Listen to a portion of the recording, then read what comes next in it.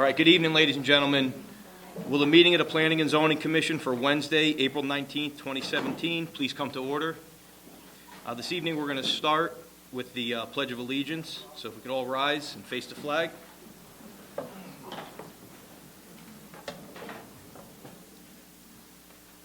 pledge allegiance to the flag of the United States of America and to the republic for which it stands, one nation under God, indivisible, with liberty and justice for all. Thank you. Okay. So, for the benefit of those who may have not participated in a Planning and Zoning Commission meeting, our procedures are as follows. We will read the legal call of the meeting as published in local newspapers. The applicant will then be invited to come forward and present the case, explain to the Commission and others present what is being requested of the property. Comments of town agencies will be read for each application, if there are any. There will be clarifying questions from commissioners. Then there will be an opportunity for clarifying questions from the audience. First, those who wish to support the application may come forward. And second, those who oppose the application will then be invited to come forward and express their opinion. As a public hearing must be recorded, it is necessary for speakers to identify themselves by stating their name and address before addressing the commission.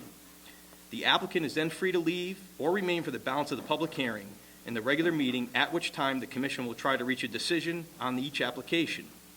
Each applicant will be notified in writing to the decision of the commission and has a right to appeal in Superior Court if desired. Decisions of this meeting are available the day after the meeting by calling the Planning and Zoning Office at 203-453-8039 after 10 a.m. Seated this evening are the following Planning and Zoning members. We have Ray Bauer, Tom Cost, I'm Frank DeAndrea. We have Josh Hirschman, Rich Meyer, Alan Brown, Phil Johnson. Staff present tonight are George Kroll, Reggie Reed, and Lisa Marie Brewer. The videographer this evening is Peter Schultz. Now, will the acting Vice Chairman and Secretary read the legal notice? There you go, read it out. Legal notice, Guilford Planning and Zoning Commission. Notice is hereby given. The Guilford Planning and Zoning Commission will hold a public hearing on April 19th, 2017 at 7:30 p.m. at location Nathaniel B. Green Community Center, 32 Church Street, Guilford, Connecticut, Mononkatuk Room, second floor, for the following purposes. Recommendation of the Planning Committee, amend Section 273-19, accessory apartment to single-family dwelling, first public hearing 4/19/17, to be continued to 5/3/17 for mandatory second public hearing. Guilford CrossFit LLC, 391 Soundview Road, map 35, lot 12, zone I2, special permit and site plan revision, add physical and recreational use, section 273-97, section 273-79, first public hearing 4/19/17, to be continued to 5/3/17 for mandatory second public hearing. Three Girls Vegan Creamery, 342 Stepstone Hill Road, map 92, lot 18, zone R4, special permit and site plan revision, add production and sale of vegan cheese. Section 273-97, 273-79, first public hearing 4/19/17, to be continued to 5/3/17 for mandatory second public hearing. Edward Ayers, 151 Church Street, map 49, lot 133, zone R1, special permit for home handcraft use, welding and fabrications business in detached garage, Article 10, 79. First public hearing 4/19/17, to be continued to 5/3/17 for mandatory second public hearing. Recommendation by the Zoning Committee, amend Article 7 signs, add a new section 27362, digital display signs on town property. First public hearing date of 4/19/17, to be continued to 5/3/17.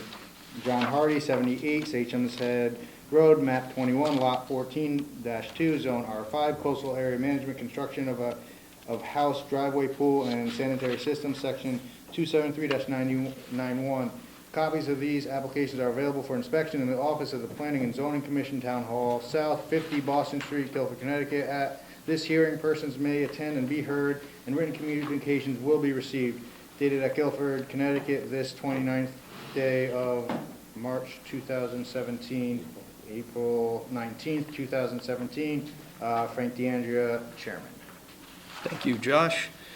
A couple things I just want to let you guys know. If anybody's here for the Americo Real Estate, which would be the U-Haul, that has been requested to be continued. So we won't be hearing that this evening. So if anybody's here just for that, you don't have to stay if you don't want to. Also, we're going to be continuing the recommendations from the Planning Committee and the recommendations on the Zoning Committee. We'll be voting on that to continue as well. And also with Edward Ayers, that has been withdrawn. So if anybody is here for that, we won't be hearing that. So do we need to vote on, also the MAC management. The special permit is withdrawn for the public utility substation. So, The Planning Committee and the Zoning Committee recommend you continue those hearings to the 3rd of May. And the U-Haul Americo Real Estate recommend you continue that hearing to the 17th of May.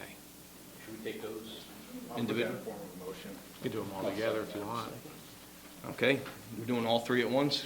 All in favor? Aye. Okay, passed unanimously. So then let's get going to the first item is Paul and Cosette Hyman. And this is the second public hearing. Good evening. I'm Cosette Hyman, 103 Pondview Circle in Guilford, and we are petitioning for your approval to have an accessory apartment as we modify our home to include a second kitchen in our lower level of our home. We'll have no additions to bedrooms or bathrooms at all in this renovation. And No changes since the last time you were here? Correct. All right. okay, nothing from the commission? Anybody else from the commission? Is there anybody in the audience would like to ask any questions? Or would anybody in the audience like to speak in favor? Anybody like to speak against? If I see no other business on this, close. All in favor? Aye. Unanimous. Thank you, everyone. Thank you. Next up is Guilford CrossFit LLC. This is first public hearing to be continued to 5/3 for mandatory second public hearing.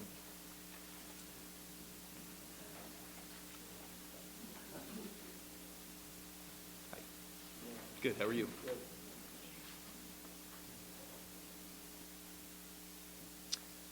Clint Zeidenberg from Guilford CrossFit and Athletic Center with my wife, Erin. We were here about 5 years ago for a special permit.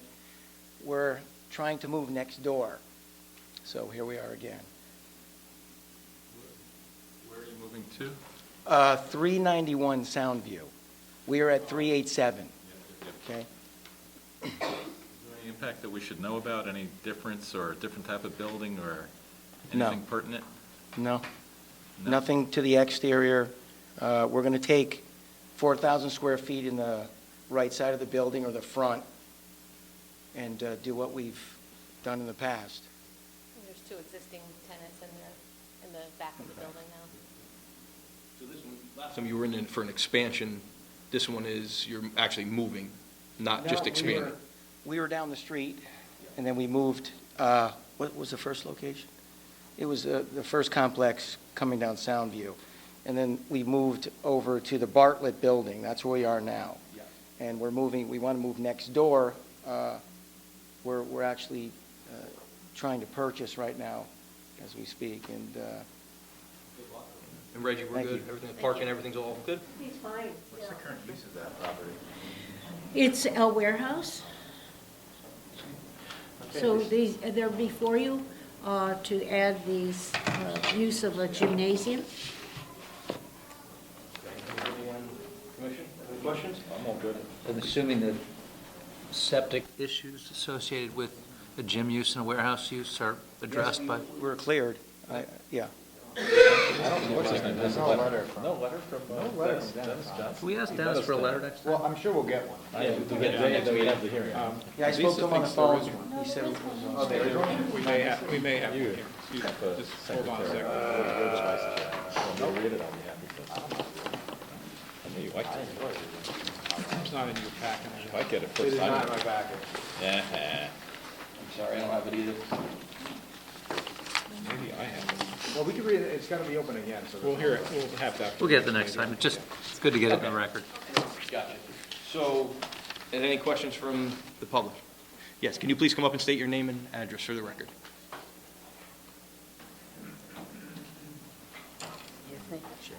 Maria Mills at 433 Boston Street. My main concern is this going to include any outdoor recreational area? Are you going to do outside the building?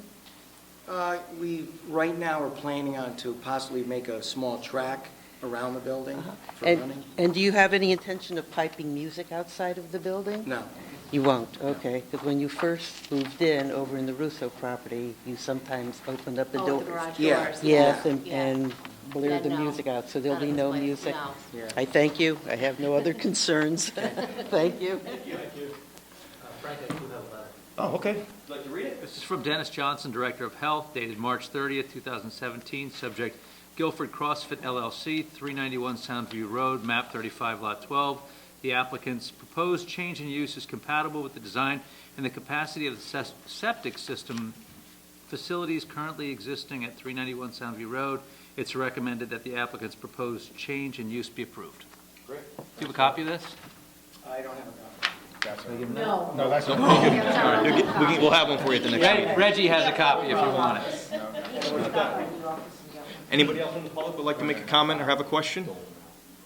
Okay, seeing none. Anything else from the commission? Somebody make close? No, continue. To continue. To 5. Second, third. All in favor? Aye. Great. Thank you. Next up is Three Girls Vegan Creamery.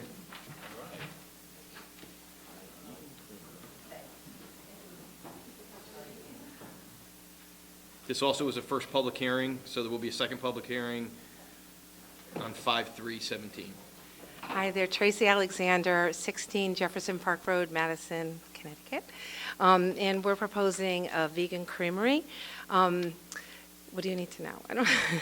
We make vegan cheese, so everything that is dairy, we make the non-dairy version of it from cashews and nuts. It's fermented and cultured and made exactly like real cheese, but it's dairy-free.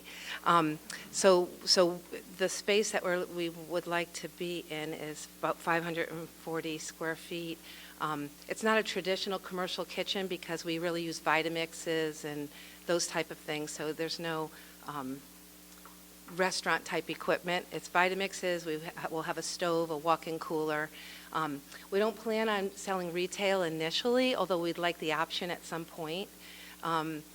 We have real jobs during the day, and so this is kind of our passion, and it's grown to the point where we definitely need to have our own space, and so we that's why we wanted to move forward. We've been working out of a family restaurant that's owned in Madison, and so we were using their commercial kitchen kind of to see if this was going to take off, and it's been doing really well. So we have wholesale business in Connecticut and outside of Connecticut, and then we also have an e-commerce business, so we have a lot of people that order online, and so we ship daily. So that's kind of the overview of it. What's the current use of this property? Currently, it was a beauty salon. And are you aware that Dennis Johnson's the... I spoke with him today. Okay. Yeah. Well, he confirmed that... Yeah. Okay, so I'll just read this letter into the record. The applicant's proposed wholesale retail cheese production business is compatible with the wastewater capacity of the septic system currently existing on the property. It is a recommendation that the applicant's proposed change in use be approved. If you want this, you can have this. Okay, thank you. That's not in our original. Thank There you. you go. Okay, is anybody on the commission? I have a couple of questions. Yeah, please. Sure. I've been to a cheese factory, Yeah. and they can tend to put off some smells that Yeah. neighbors might not appreciate. But given the fact that you're not Dairy-free. using dairy products, can I assume that it does not have the same? No, there's no odor. We milk the cashews every morning around 5 o'clock now. There's no odors at all from the cheese. So absolutely not. I think that probably the odors come from the dairy, the animal portion of it. There's no animals involved. Dehydration of the milk. Yeah. Is there any problem if this turns into retail for parking? Well, they already was a beauty parlor, so they're reducing the traffic already. Well, And so- certainly now when it's just wholesale, but if it becomes like...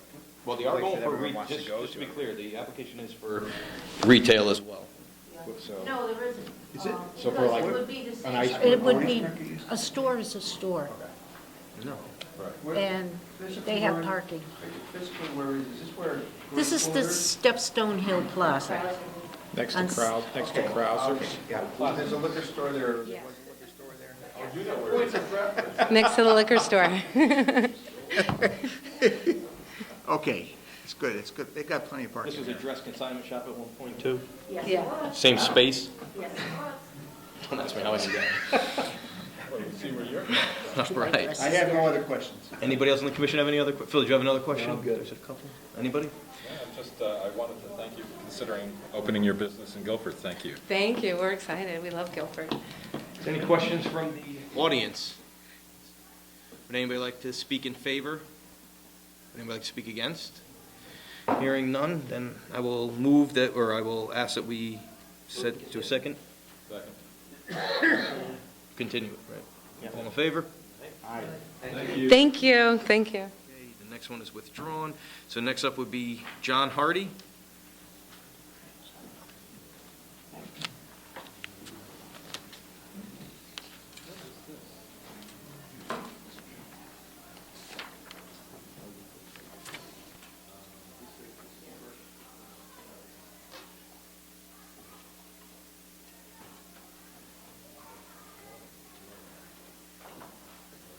One second.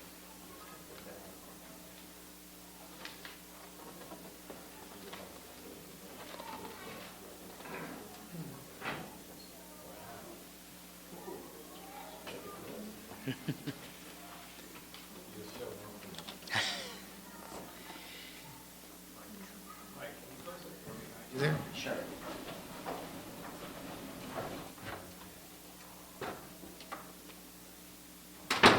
How's that, better? Good evening, Mr. Chairman, members of the commission. For the record, my name is Michael Harkin. I'm a professional engineer and principal of Harkin Engineering, located at 78 Wolf Hollow Lane in the town of Killingworth, Connecticut. Here tonight on behalf of my client, Mr. John Hardy, for his property at 78 St. James Head Road. The project is entitled the Hardy Property. Before we get into it, just the people that had prepared the plans for the record. The land surveyor was Anderson Engineering and Surveying Associates.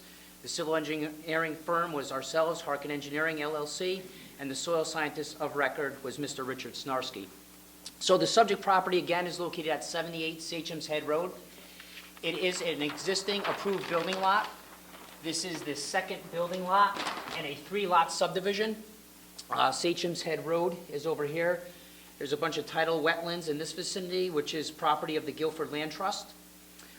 Lot number 1 in this vicinity is the first lot as you come up Sachem's Head Road on the left-hand side. This property is located as soon as you go under the railroad bridge. 146 branches off. You go a little bit ways, maybe 100 feet on the left. There's a driveway with a gate. As you go up a shared driveway, there's lot number 2, which is this one that's undeveloped, and lot number 3 up on top, which has a house. So this is kind of sandwiched in the middle. It's a vacant lot. It's pretty much cleared. It's very flat. It's basically a prep building lot ready to go. You can see we located the larger trees on the lot. There's probably only about 20 left. So there's not a lot of clearing or anything that has to go on for this lot. As you can see with all the dots on our plan, those are all test holes that we did on there for the septic system. So there's about 40 test holes on there, a lot of ledge, but we managed to get a septic system in. There should be an approval letter from Mr. Dennis Johnson in the file for that septic. So again, we're here tonight for a proposed 4-bedroom house, which you see here. We have an existing, or a proposed garage that will be attached to it. We have a swimming pool located on the plan. Again, here is the sheer driveway as we come up.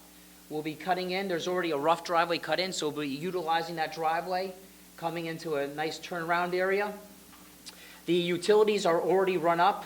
They're basically sitting on the corner. They already have the stems come up, so we'll just have to pull from there and bring in telephone, electric, and cable. We're looking to put it in the back of the existing residence.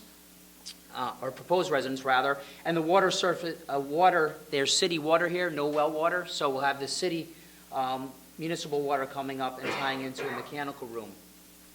On our plan, we have the septic system located in the rear of the parcel, on the Land Conservation Trust side. That septic system is 100% approved again, and it meets all the criteria of the health department. Inside their file, you should see a letter from the DEP. First time we got a glowing letter from DEP on a project in the 15 to 20 years we've been in business. So that is in the file, if you'd like to read it in. But we meet all the criteria for zoning as far as lot coverage, building setback. We did add a underground detention system to handle pre versus post development on the site. That's something that DEP commended us on, as well as the driveway, putting in a nice pervious driveway as well. So that is the project in the nutshell. As far as our project plan set goes,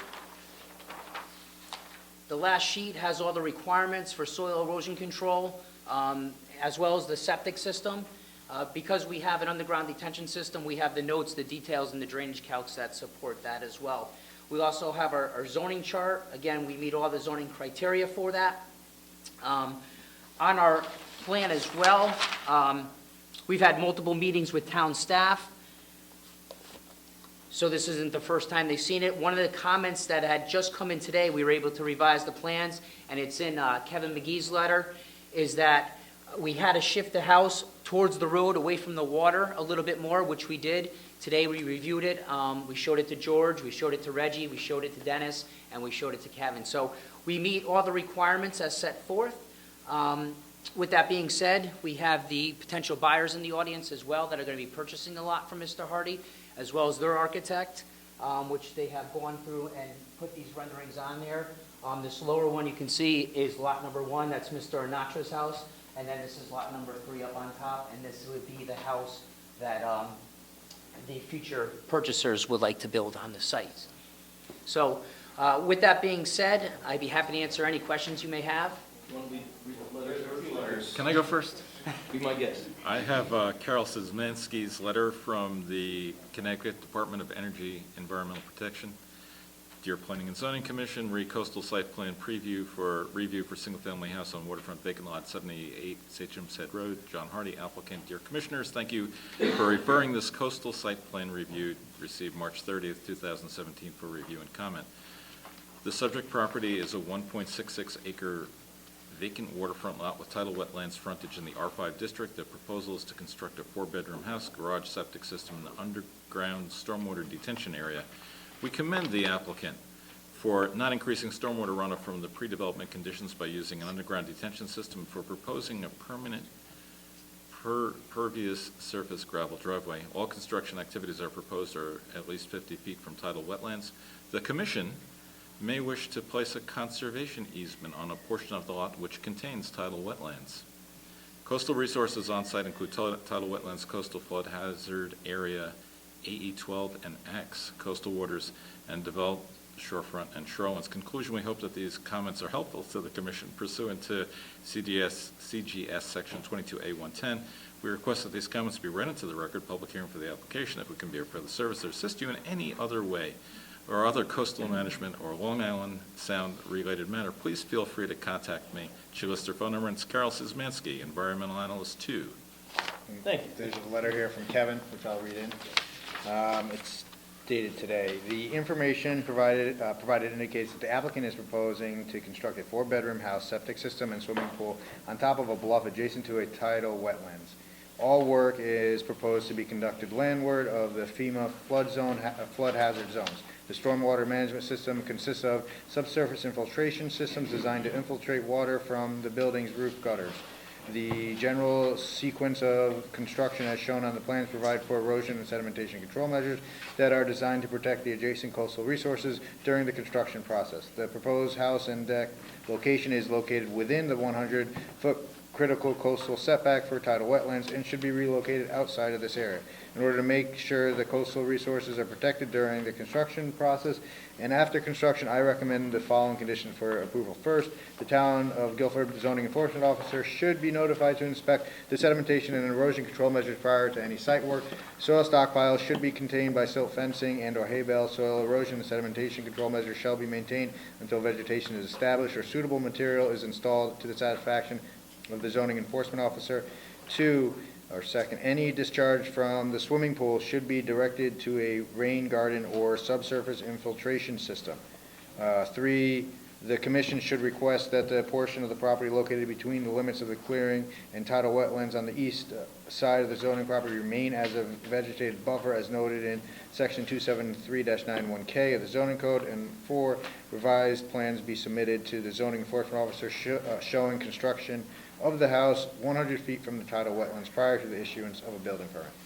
You have no problem with any of those conditions? No, and actually, just for the record, one of them's a moot point. Kevin had submitted the letter before he saw the revised plan.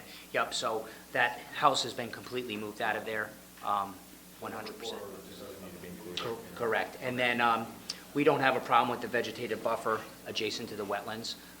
It's a very steep slope over there. So it's, right now, the vegetation's completely cleared out of there, so we don't have a problem with that. Where are we at with the conservation easement? No, we would not put a conservation easement on top of the property. There is really no need for it. Well, the state says there is, though. They recommend. As a practical matter, what could you develop in that area where they want the conservation easement? I mean, It's tidal wetlands. That's We what I can't, mean, right? we You can't go in there. It's a moot point because it's a coastal jurisdiction line. That's the Office of Long Island Sound Program. Right. In that vicinity that they're talking about. And it's tidal wetlands. When you see it, it's wet. Right. So you can't go in there anyways, with or without the... That is correct. But we're actually offering to not go in even further up from where the clearing limit's shown. So, did I hear you correct? Does this plan show the house shifted that 100 feet? Yes, sir. So if you see the plan in front of you, and I could bring it around. At the 11th hour today, we got a call from Kevin saying that we needed to shift the house. You can see where the house is right now. At that point, it's about 75 feet.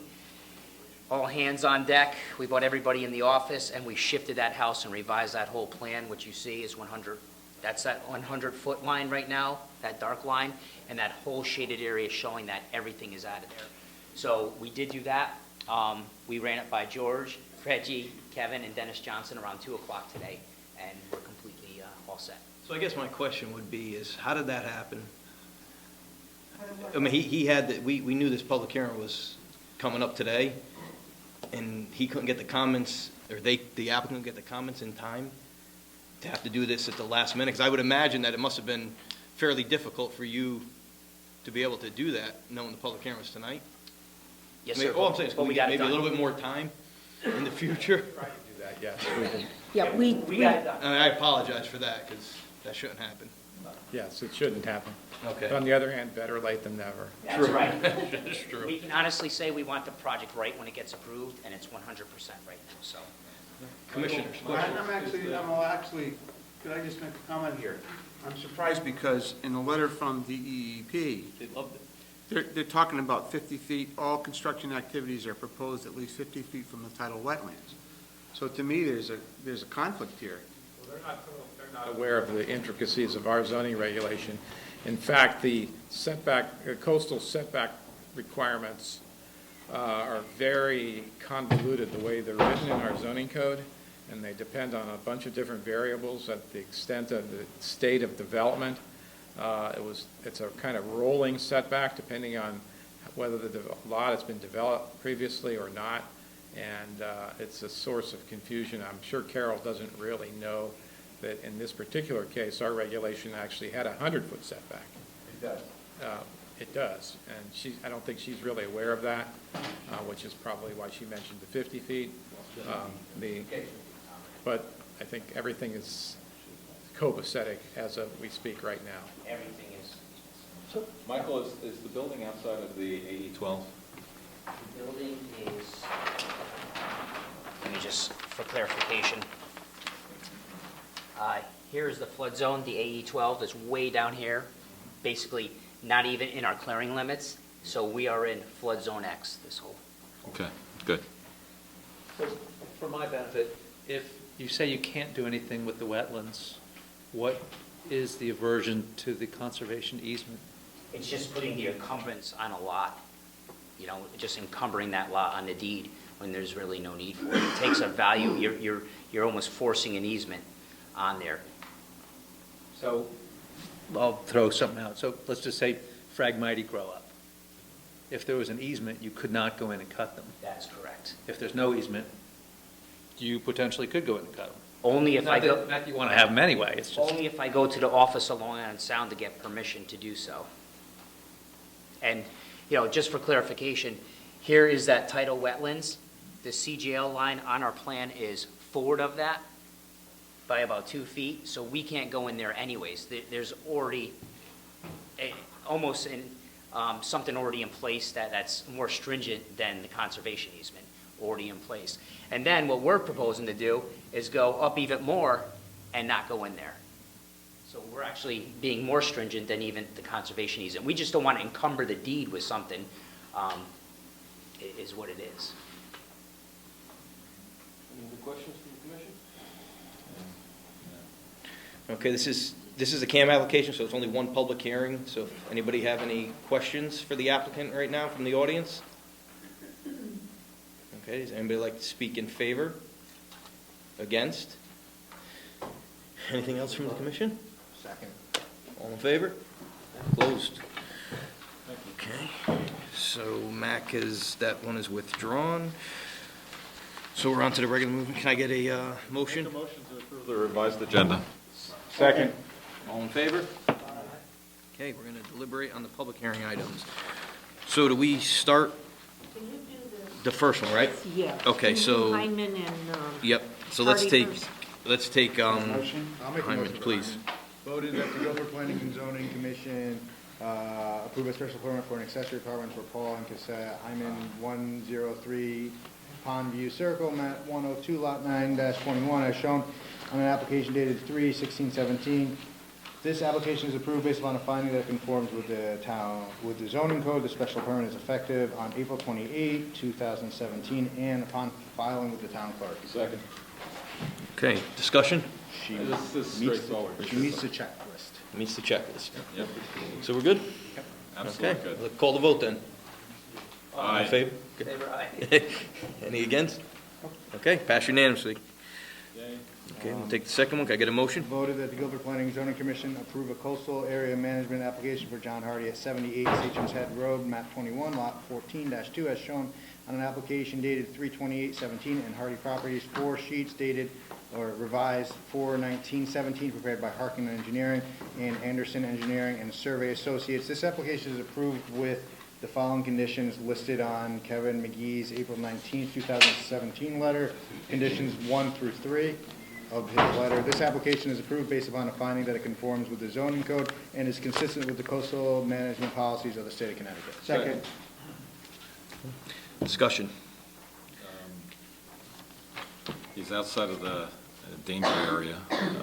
It seems like it fits right into what should be there. They've obviously been very, very flexible with meeting the last-minute changes, which I truly regret putting them through. I wish we could be less shooting from the hip and more planning ahead. You know what, I would like, What do you got? well, Dennis Johnson's, I don't think we read his letter into the record Did we for, forget that one? for this application, and the public hearing has been closed, so. Yeah. We could just, all right, I'll read it now then. This is dated April 19th, 2017. Soil testing conducted on the applicant's lot on September 22nd, 2016 revealed permeable soils with evidence of shallow bedrock. The existing soil conditions are suitable for installation of an engineer-designed septic system to serve the proposed 4-bedroom house. This site will be served by public water. It is recommended that applicant's proposed coastal area management plan be approved. Well, that's good news. And it comes as quite a surprise.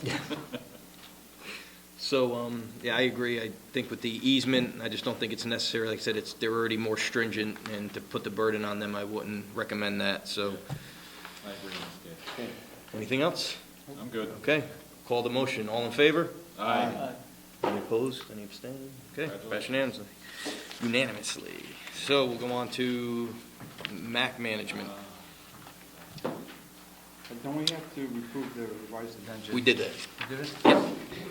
So the public hearing was closed on this, so This is, we need to get okay. we need a motion.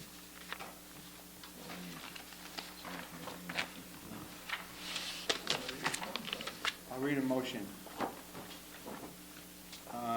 Voted the Guilford Planning and Zoning Commission approved the petition of Mac Management LLC 299 Long Hill Road, map 73, lot 10, to amend the zoning map to eliminate the split zone I2-R/R5 to make the entire parcel I2. This amendment is approved based upon a finding that is consistent with the intent of the Plan of Conservation and Development and eliminates the confusion associated with the split zone of the lot. The amendment is effective on, do we have to have so many days, George? April 28th. April 20th, 2017. Second. Okay. We need some discussion. George, were you going to talk at all about this? Give us some clarifying points on some of those things that were brought up. The one subject that you did ask me to look at a little bit is the question of the, you asked kind of two related questions. One, the prevalence of split zone lots, especially where industrial lots are concerned, and by implication, the characteristics of this particular split zone situation, and whether or not there are similar examples elsewhere in town where this was done. There was material submitted at the hearing showing numerous cases where, especially with regard to industrial and commercial zoning, there were lots of examples of places where lots were in split zones, industrial, usually in the examples we looked at, also some commercial zones. What's less common is the situation that we have on Long Hill Road. In this particular case, where the frontage of property is in one zone and then the rear portion of the property is in another zone. In particular, in this case, as you remember, the front portion of the property is in a residential zone and the rear of the properties are in industrial zones. There are many cases where industrial zones were created. The zoning line is drawn a fixed distance, usually from some known point. I think that seemed to be a standard way of creating industrial zoning, where most of these zones were created in the 60s, where typically from some fixed or known point, like the edge of a road or the edge of a road right-of-way, a certain distance from that point is the extension of the industrial zone. That example occurs in several other places, in fact, numerous other places, where the industrial zone line encompasses the frontage of the road and the rear portion of the industrial zone line is 300 feet or 500 feet or some similar distance from the fixed known point. The most analogous situation to this particular property occurred on Church Street, somewhat similar to the kind of second example I've talked about. Church Street north of I-95 on the east side of Church Street, or also known as Route 77, across from the police station and the fire station. The industrial zone there along the east side of the road extends a fixed distance back from the road. That property is currently developed in medical offices. That's a situation that's perhaps somewhat analogous to this. In two cases, there are roads where industrial zones were created a fixed distance back from the edge of the road, where the front portion of the property remains residential, and that's probably the most comparable to the situation that we have here. One is on State Street. State Street between Route 1 and I-95 on the east side of the road, the industrial line is set back a fixed distance, although that distance corresponds to, in almost every case, the rear lot lines of the houses that were built along State Street between Route 1 and I-95.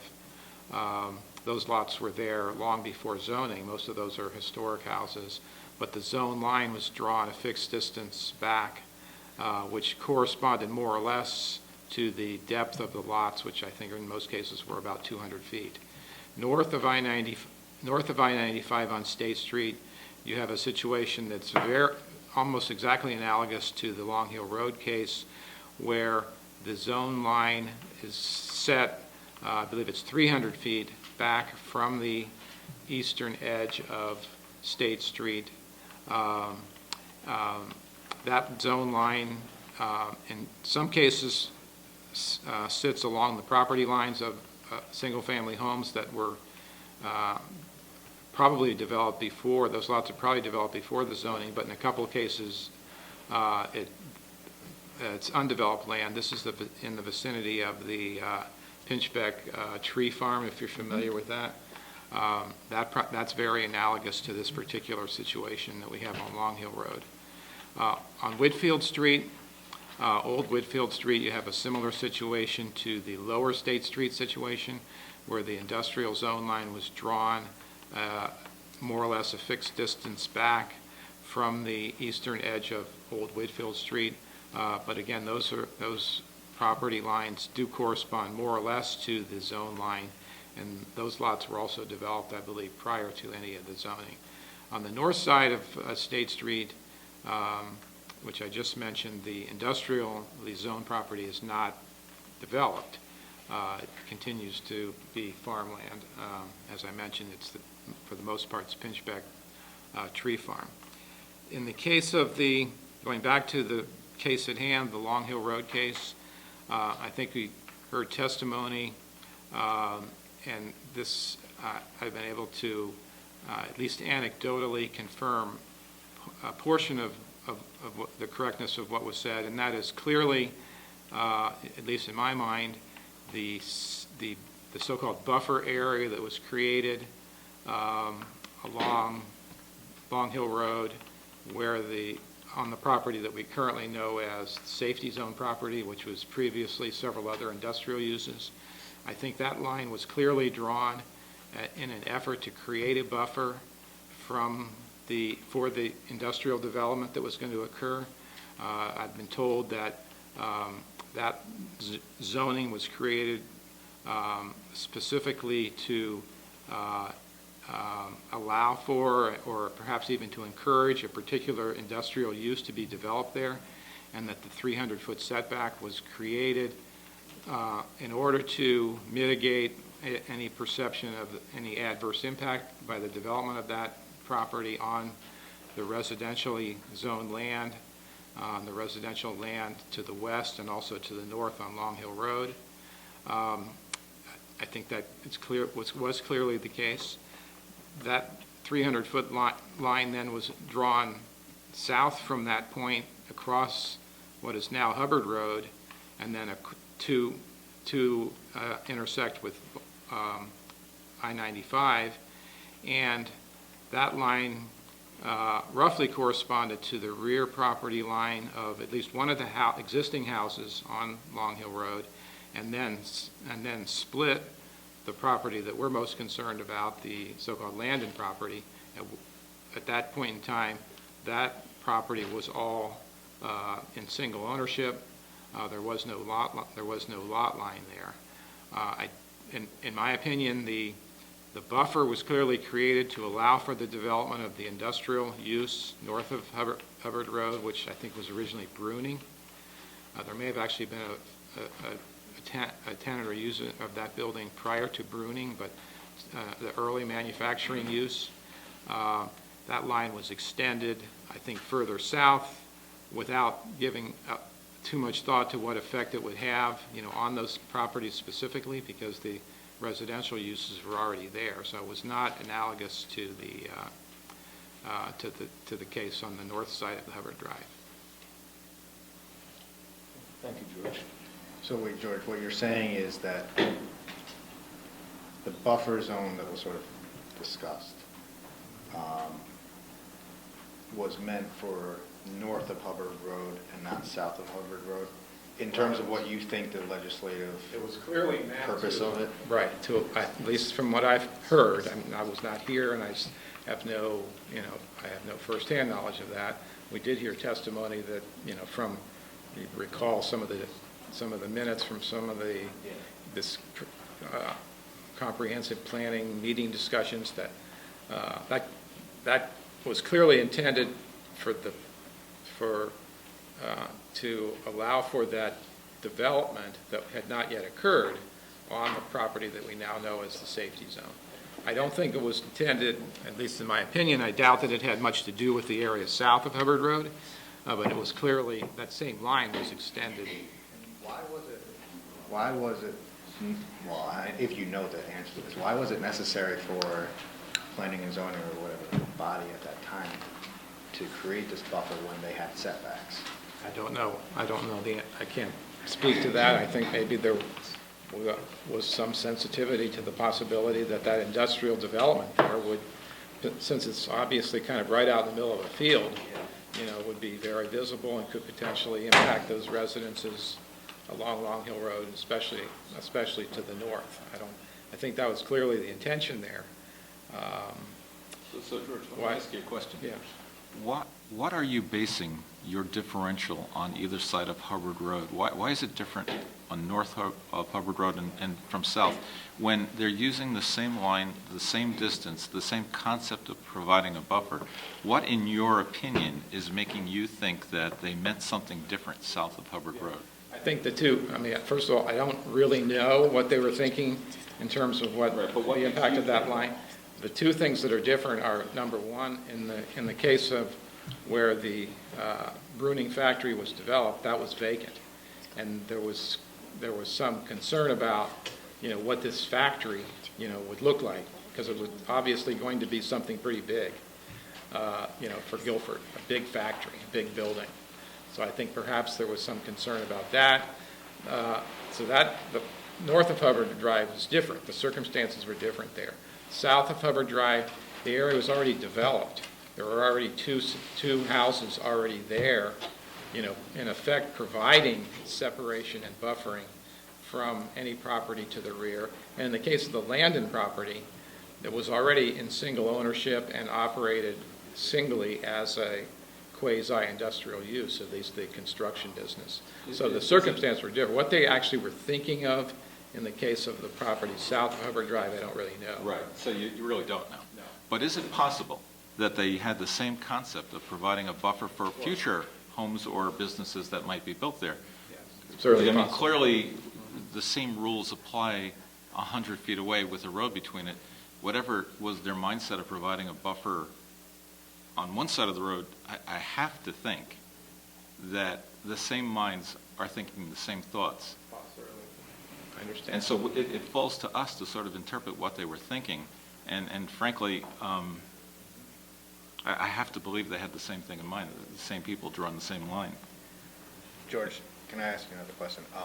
Regarding setbacks and industrial zones, are there, and I know you kind of went through a bunch of different industrial zones where there sort of are similar situations, but is it more common or less common to have something above the setback between an industrial property and a residential property?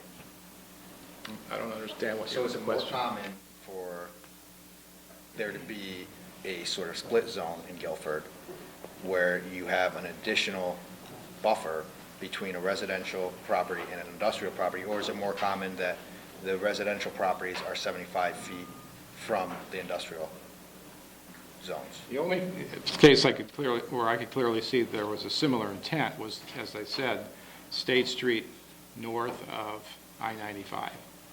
That's the only other circumstance that's sort of similar to this, where the zone. The others, I didn't see any evidence that there would be any kind of thinking along those lines. But clearly, by virtue of the fact that there is this extra setback for industrial zones from residential areas or residentially zoned land, there has been a recognition all along that there is a need to protect the residential areas from potential industrial development. But I think just from what I was able to tell, and a little bit I was able to glean talking to people about the history of that area, there was a pretty conscious effort to encourage the development of a pretty substantial industrial use on the Arkwright, or on the safety zone property at that time, and it was all kind of an open area, and they wanted to provide extra protection, if you will, for the residential land uses on Long Hill Road to the west and also to the north, from what was perceived to be a fairly substantial development. That's what makes it different from the area south, where there isn't that kind of room for any large-scale development. George, I'm not really clear on the timeframes, so maybe you can, and you know it off the top of your head. Did this particular property owner, the residential property owner, was there a 300-foot setback that would have been apparent to him on any maps that he could be, I formed the belief that there's a 300-foot buffer?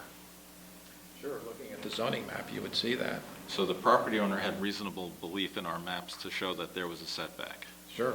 Now, I don't know if the Landon property changed hands recently, but would the folks who are developing the Landon property, would they have access to those maps, and would they have reasonable belief that the property line went 300 feet off of Long Hill Road into their property?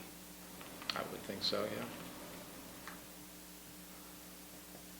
yeah. I guess my question is, if they had a reasonable belief, why are we here today? Nobody brought that up at the original hearing where it was granted, and nobody appealed it. So obviously, they didn't know it until this issue came up. Here we are, we find ourselves here. That's right. So, I mean, the one thing that's clear to me about all of this is that none of the parties that are going to be affected by this knew that that line was there. Otherwise, we never would have gotten this far.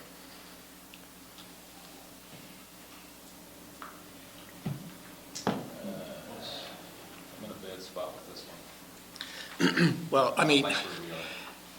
somebody, I guess, has to start. So, first thing I would point out is this, unfortunately, is not that rare from what I can tell by looking at the maps. Now, where it's a situation like 80% of your lot is in an R6 zone and 20%, a lesser percent is in an R5, nobody's going to complain if you move the line to make it all the larger zone.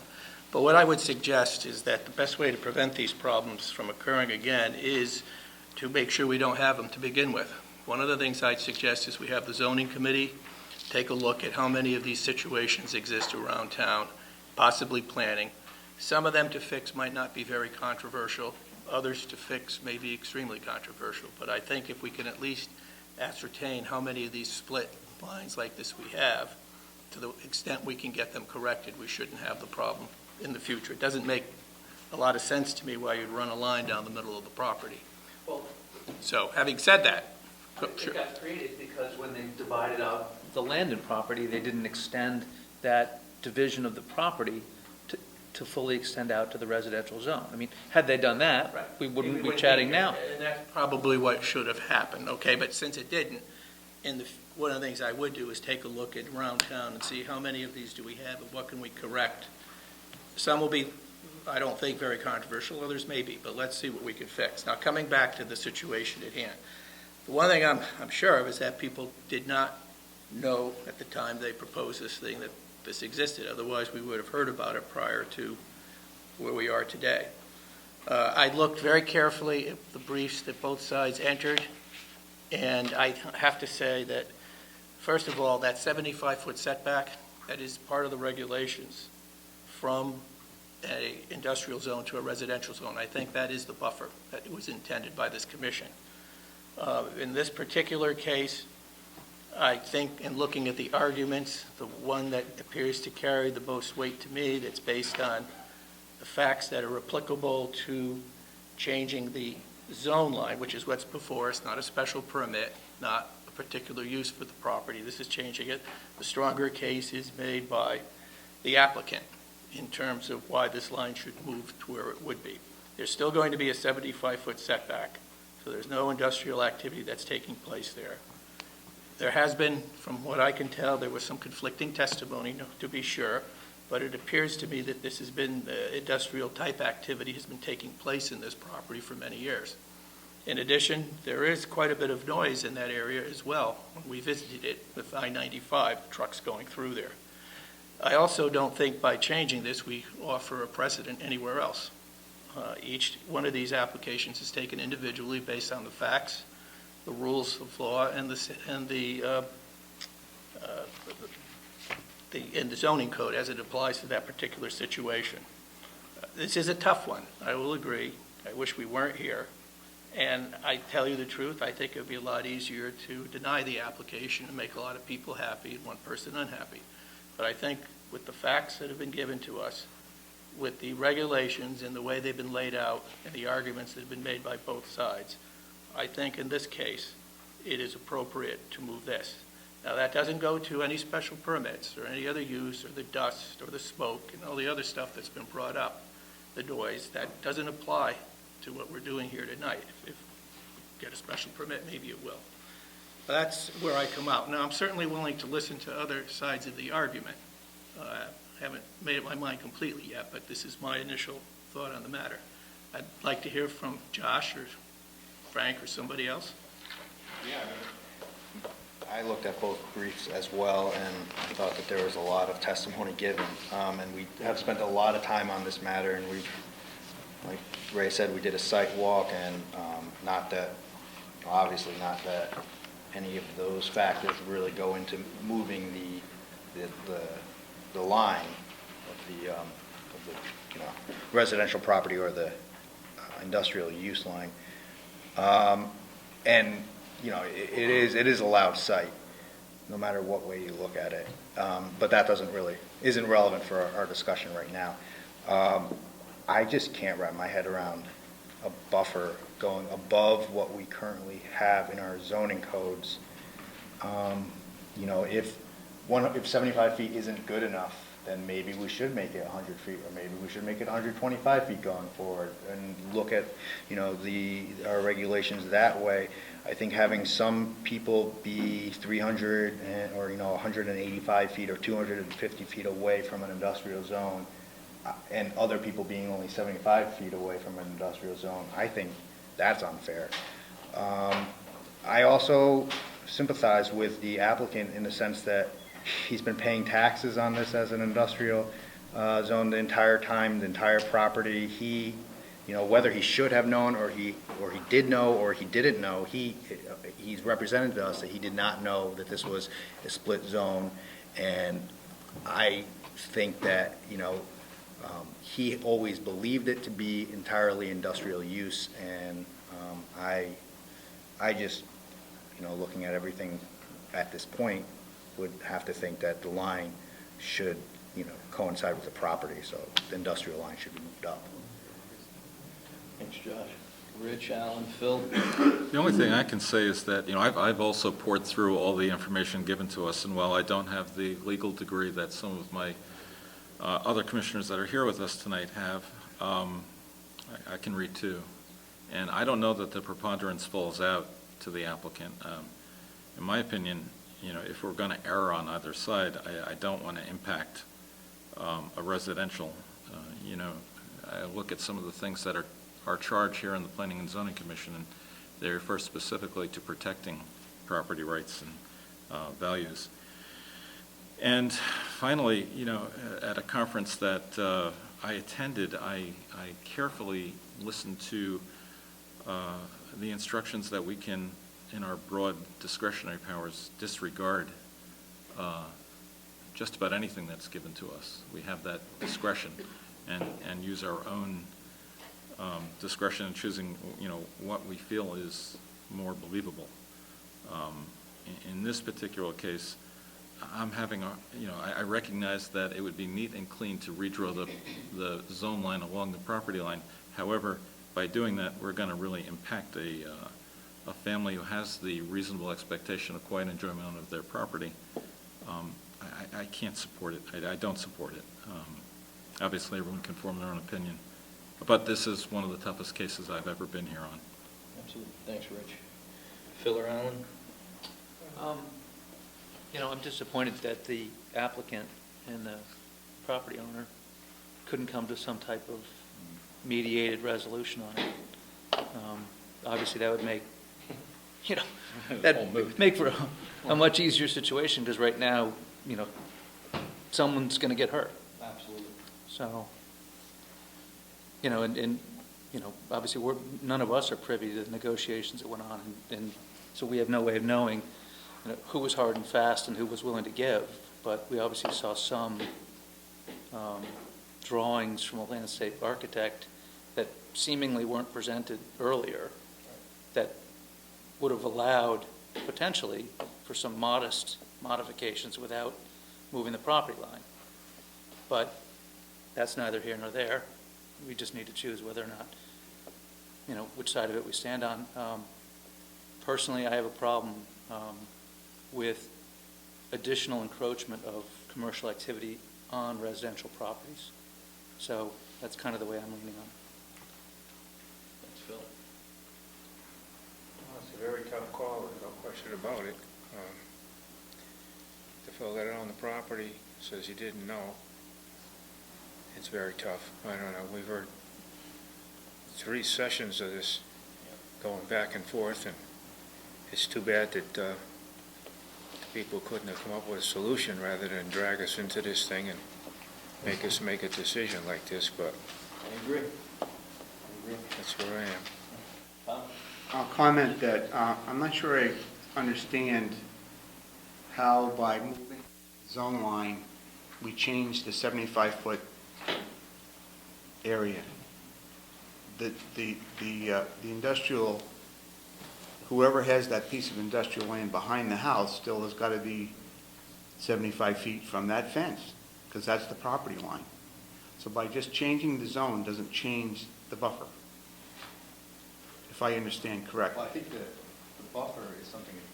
Or they the set, they or, think is additional on top of. so they, Yeah. so then we would basically take, by leaving it the way it is, we could force a situation where the industrial piece would be further encumbered by another 75 feet from the zone line. Is that what you're saying? Well, yeah, I mean, which, I'll point this out because this was brought into evidence. I see, I mean, yes. Yeah, here's where they're So all the other restricted now. buildings in there would be in the buffer area? That's right, they're non-conforming. Yeah.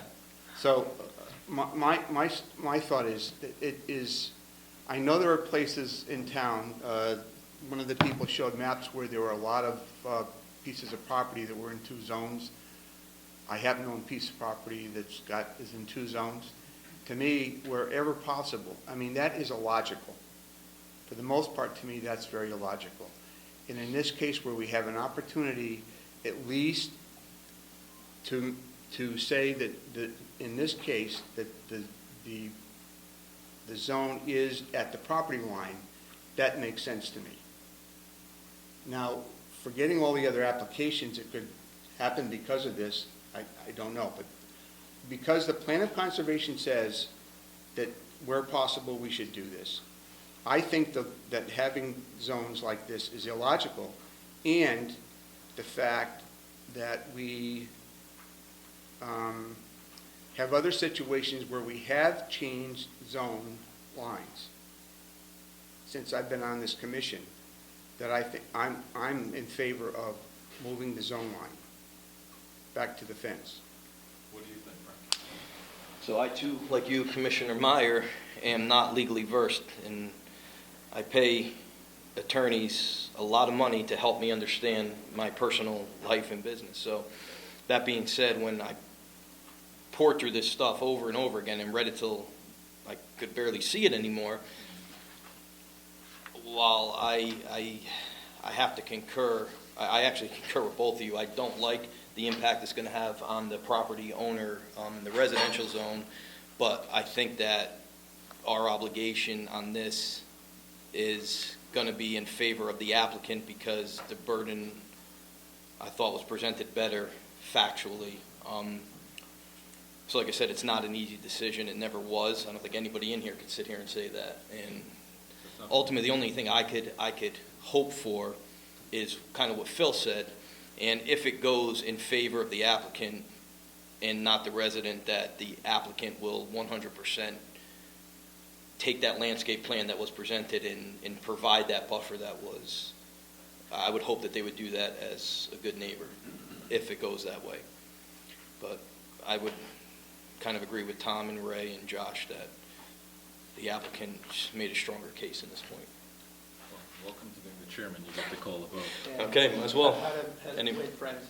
I mean, is there, when you do look at the way the map was drawn that was given to us with the 75-foot setback where the line is now, almost all the buildings on the property are in violation. And they've all been here for many, many years from what I could tell by looking and from the testimony, more importantly, the Right. testimony we've had. Right.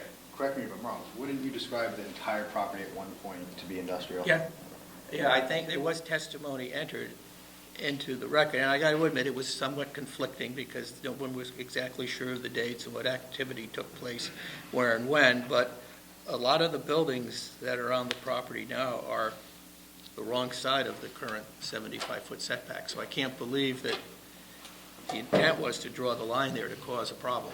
And when I said the property, I meant like the entire property? Yes. The three properties, okay. And as a practical matter, that, you're not going to get anything on the driveway coming in up to the point 75 feet past the line because that's within the setback anyway. So as a practical matter, I'm not sure in this particular case how big an impact this is really going to have by moving the line this particular way. There may be other cases in town where it's going to be a big impact. And that's why I say I think, again, it would be important to have the zoning committee to try to take a look at situations like this to eliminate these problems where possible, if they're non-controversial, and to the extent they are, it may be an opportunity to correct a problem before we get into another situation like this one. Because I don't feel at all good about whatever way this one goes. All right, well, there's a motion on the table, so we'll call the vote. All in favor? All opposed? Any abstention? Motion carries. All right. Not fun. We got a site plan to receive. Motion to receive. The applicant is actually here. They'd like to give you a little preliminary of this, if you don't mind. We're not ready to take action on it, but Okay. he came up from Florida especially for this meeting. Okay. The lawyer did it. I mean, the architect. Come on up. Oh, it's Mr. Harkin. Oh, it's not? Oh, he's getting this. I think we've heard that a few times. It's Mr. Harkin.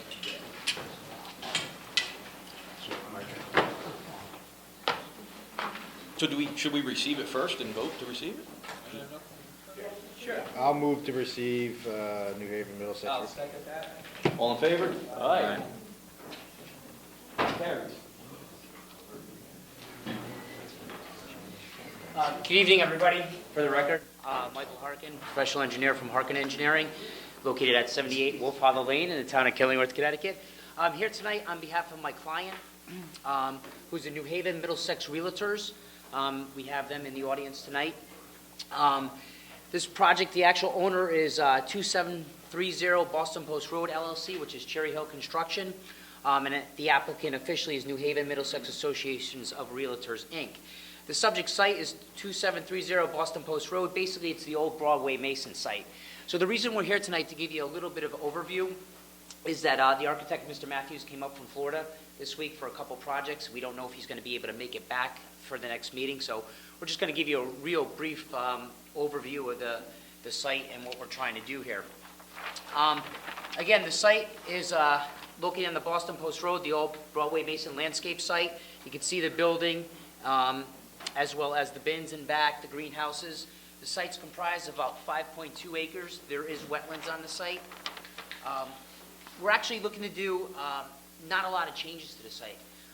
As you can see here, we have a small addition where the building, there's basically almost a little bump out here. We're going to make that part of the main building. We're going to put a small addition on the back. Right now, you can drive around the building, but this section is falling into the pond. What we're going to do is close that off, force all the vehicles to come towards the back of the property to this area where there's a new parking lot. Currently, this is where the trucks turn around. It is an impervious area right now. So we're also going to be adding some site lights back there. And that's the project in general as far as the site. It's we meet all the zoning regulations as far as setback, coverage, and things of that nature. The physical use of the building is going to switch over to office. the gentleman, Michael, is here tonight, if you guys want to, ask him what the use is. But right now, there's 12 employees with the Real Estate Association that will be there full-time. There's more than enough office space to house them. But what they're looking to do in this addition is to hold basically put a classroom in there, about 84 occupants, either during the day or the weekend, to teach, the whole real estate business. And the client could actually get into that in depth a little bit more. But there's sufficient size for parking. We have 91 parking spaces. We're only required for the building size to have 44, but because of the use and, getting the people in and out, we decided to keep that parking number at 91. So we do have approval of the septic system. The septic system will be new. We'll be ripping the old one out, putting a new one in to handle the additional flows. We're also putting the roof leaders from the addition into an underground detention system. There's a septic system, as you can see here, that's supported, which is approved by the health department, and then we just have our general notes on the back of the sheet. So with that being said, I'd just like to turn it over to Mr. Matthews. Obviously, you're just accepting it tonight. You're going to hear us again at the next meeting. We've been at design review. They've asked us for some changes, which I think Mr. Matthews has on the board, so those will be the same boards presented at the next meeting that meet design review's comments. We do have to go back to wetlands. Wetlands asked us to put in some detention on the site. Even though we have a zero net increase in runoff, we actually have less coming off now because we're supplying more grass area. They would like a swale because taking the millings that are there now and converting it to asphalt, the rate of runoff will be a little bit quicker. So we will implement that on our plan. All right? So, Mr. Matthews? Good evening, I'm John Matthews, 817 Boston Post Road in Madison. This is probably an easier site plan to look at. That's the existing building, that's the addition and the infill. That's actually a roofed area, but it's outside. We're looking to reorient the entrance to the side because all the parking is back here, so people will come up and come in.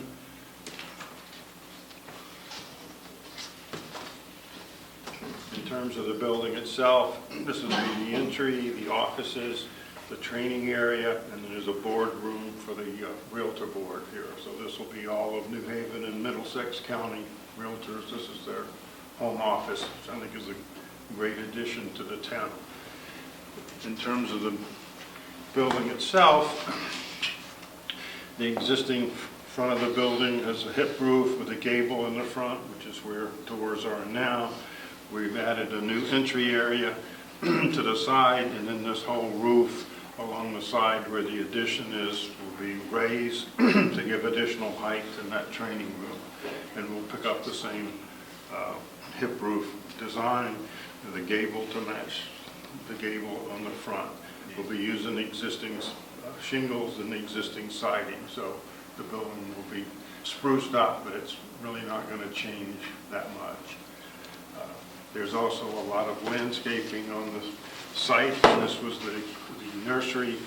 There's a tremendous amount of walks and trees and arbors and stuff, which will all be kept, which will be a nice feature for people in the office or people using the training facility.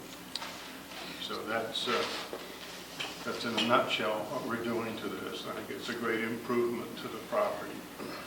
So we're not really going to be changing the site all that much, a little bit here and there. One of the things that design review asks is a photometric of the lighting plan, which we are currently in the midst of preparing for the next meeting for both design review and this commission. So we do have that. Also, they had asked that we hire a landscape architect for the project, which we have done.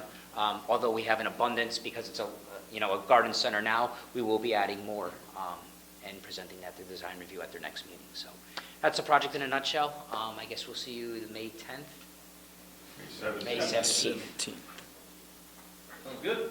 Thank you. Thanks a lot, gentlemen. Thank you. Oh, we did. Already did it. We're good.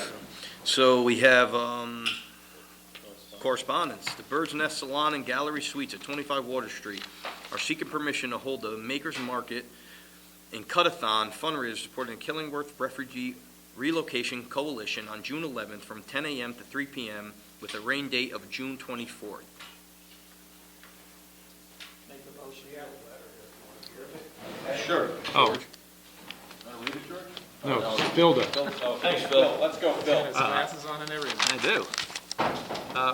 RE Makers Mart, dear Ms. Reed, please be advised the Bird's Nest Salon and Gallery Suites at 25 Water Street in Guilford are seeking permission from the town to hold a Makers Mart as well as a cut-a-thon fundraiser sponsoring the Killingworth Refugee Relocation Coalition. We are requesting permission to hold the event at our location, 25 Water Street, on June 11th from 10 a.m. to 3 p.m. with a rain date of June 24th with the same hours. At the event, we are planning to invite 2 food trucks, which will use off-street parking, and will also have 2 separate musicians playing acoustic guitar. We will have artists and their tents, tables in and outside the property, while the cut-a-thon will take place in the gallery. Our guest artist will be asked to arrive in plenty of time to set up their stations, and will then move their cars from our site so as to not cause undue traffic on Water Street or impossible parking. While planning, we are seeking any additional information from the town, advising us of any and all rules or exceptions we may not be aware of. Thank you in advance. Tracy Asti, Gallery Curator, Coordinator, 25 Water Street, Guilford, Connecticut. Thanks, Phil. This is the Killingworth refugee relocations? That's what it says. Are there refugees from Killingworth? I'm sure that they are helping refugees. They relocate to We got one here. Try to move me out. That's Got what it. they mean by relocating. I make a motion that we approve this. Second. All in favor? Aye. Okay, Does it, just, I know we did that, and that's okay, but this is on Water Street, so, I mean, is there anything that we should be looking, I mean, isn't there gonna be a problem with traffic here or anything? For 3 hours. They're going to be cutting hair. It's on a what, a Saturday? We'll make sure the police get this. We have all that new parking, it's great. Yeah, that's right. Huge parking lot. Town taking. And up and down. Okay, I don't care. I mean, it's what, 5 hours once? and we've already voted on it, so. Okay. I've reviewed the minutes of the regular meeting from 4-5, and they substantially match what I remember. I think they're correct. I make a motion that we approve them. Second. All in favor? Aye. Thank you. Mr. Chairman, inasmuch as there's no further business Before before we the do that, we commission. have no bills, is that correct? No bills. We have a price for that. You know what kind of price it is? A no-bill price. Mr. Chairman, as much as there's nothing left before us, I make a motion that we close this meeting. Second. All in favor? Aye. Thank you very much. Congratulations, Frank. Sign the Good bill. job. Sign the bill, Frank.